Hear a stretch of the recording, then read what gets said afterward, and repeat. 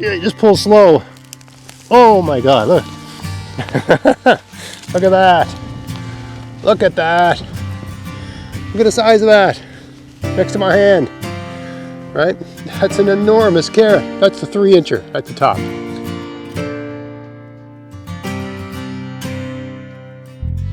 Hey, it's Greg here with MaritimeGardening.com. It's a little bit windy today, so hopefully it doesn't compromise the audio too badly.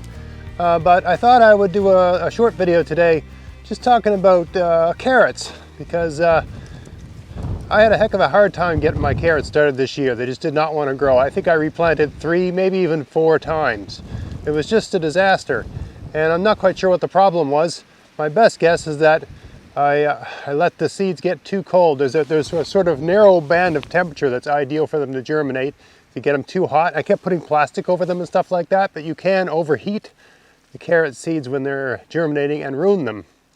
And I think they can also get too cold. So you sort of have to plant them at just the right time. It's my understanding of it. And I must have kept doing it the wrong way. I also just kept putting clear plastic over it. It's worked in other years. But it was very sunny this spring on certain days. It only takes one day to ruin everything, right?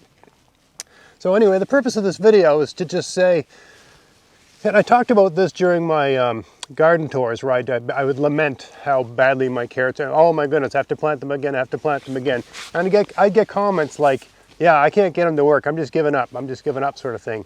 And the purpose of this video is to tell you, don't give up, because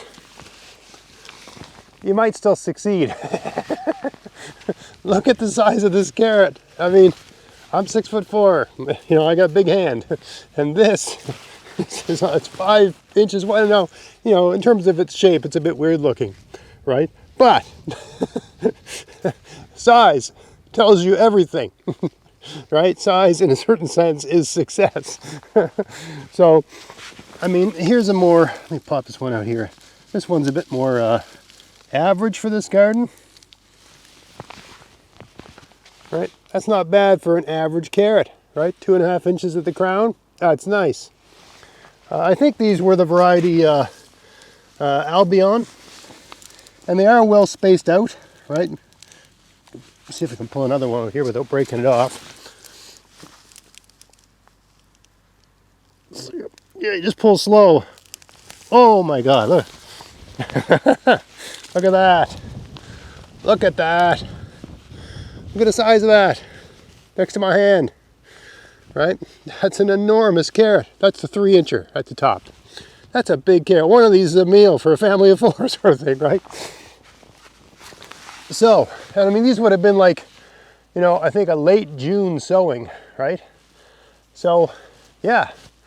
This is good advice for anything in your garden. I mean, there's a certain point of the year where you got to cut your losses because it's just too late in the year for anything to happen.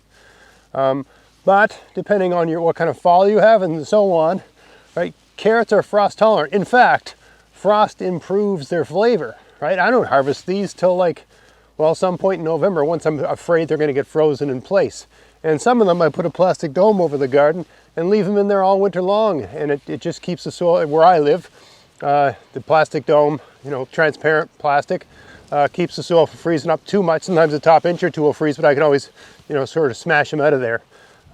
Carrots are really frost tolerant, so just because you got them going late in the late spring, it doesn't mean you can't just leave them in September, October, November, depending on where you live, right? I know there's certain parts of my country, Canada, where by November it's all over, everything's frozen.